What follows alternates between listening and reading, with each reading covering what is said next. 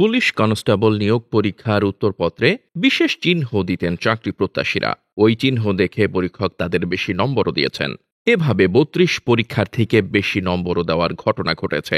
এছাড়া নিয়োগ পরীক্ষায় যে প্রশ্ন আসত তা আগেই সাজেশন আকারে চাকরি প্রত্যাশীদের কাছে পাঠানো হয়েছিল।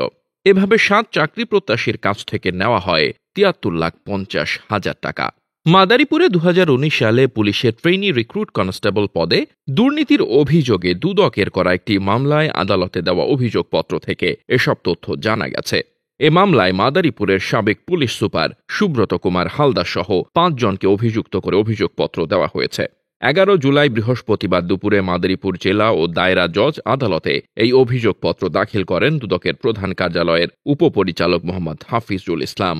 অভিযুক্ত অন্য ব্যক্তিরা হলেন সাবেক কনস্টেবল নুরুজ্জামান সুমন, সাবেক কনস্টেবল জাহিদুল ইসলাম, সাবেক টিএসআই গোলাম রহমান ও পুলিশ হাসপাতালের সাবেক মেডিকেল সহকারী পিয়াস বালা।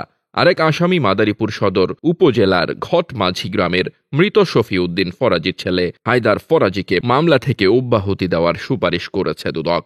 দুর্নীতি দমন কমিশনের মাদারীপুর সমন্বিত কার্যালয় সূত্রে জানা গেছে ২০১৯ সালের ২৮ মে পুলিশের টিআরসি পদে নিয়োগের জন্য বিজ্ঞপ্তি প্রকাশ করে সদর দপ্তর। পরে ওই বছরের ২৬ জুন ৩১ জন পুরুষ ও ২৩ জন নারীকে কনস্টেবল পদে নিয়োগ দেওয়া হয়। এর আগেই ২০১৯ সালের ২৪ থেকে ২৬ জুন কয়েক ধাপে ৭৩,৫০,০০০ টাকা আসামিদের কাছ থেকে গচ্ছিত অবস্থায় উদ্ধার করে পুলিশ সদর দপ্তরের একটি বিশেষ দল। পরে অনুসন্ধানে পুলিশ সদর দপ্তর জানতে পারে উদ্ধার করা টাকা বিভিন্ন চাকরি প্রত্যাশীদের কাছ থেকে নেওয়া হয়েছে। সাবেক পুলিশ সুপার সুব্রত কুমার হালদারের হয়ে ঘুষের ৭৩,৫০,০০০ টাকা গ্রহণ করেন তার বডিগার্ড নুরুজ্জামান সুমন, সাবেক কনস্টেবল জাহিদুল ইসলাম, সাবেক টিএসআই গোলাম রহমান, পুলিশ হাসপাতালের সাবেক মেডিকেল সহকারী পিয়াস বালা।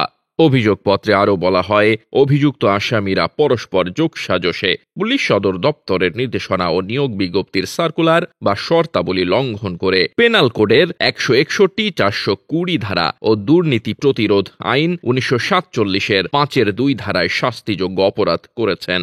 দুদকের মাদারীপুর সমন্বিত জেলা কার্যালয়ের সহকারী পরিচালক মোহাম্মদ আক্তারুজ্জামান বলেন, পুলিশ নিয়োগে দুদকের করা মামলায় একাধিক ভুক্তভোগী মামলা সাক্ষী ও তথ্য প্রমাণের ভিত্তিতেই অভিযোগপত্র আদালতে দাখিল করা হয়েছে।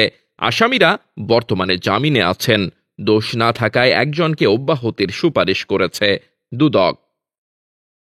Desk report, বার্তাবাজার।